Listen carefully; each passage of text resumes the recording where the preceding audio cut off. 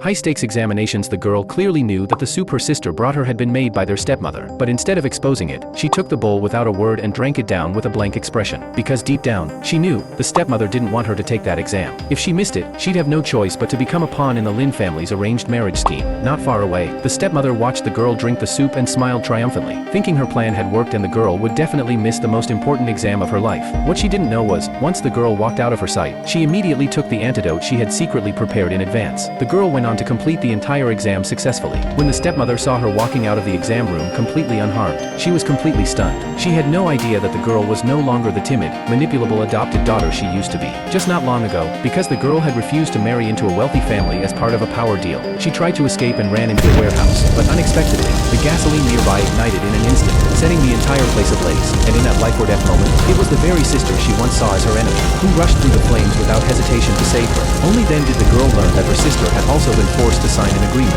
giving up all rights to the family's wealth. The two of them had been used by the Lin family all along. In that final moment of desperation, the girl suddenly found herself back in time, back to the day her sister was falsely accused of stealing her bracelet. As she looked at her own hand raised high in the air, she suddenly realized she had been reborn. At that moment, her sister was still angry, still insisting that she hadn't stolen the bracelet. And of course, now the girl knew everything her sister said was true. In her past life, she had believed her two brothers' lies, thinking her sister had stolen the bracelet, and ended up slapping her hard across the face. But later, she discovered that the real thief had been one of the housekeepers all along. And now, those two brothers were off to the side, watching eagerly, waiting for the sisters to fight again.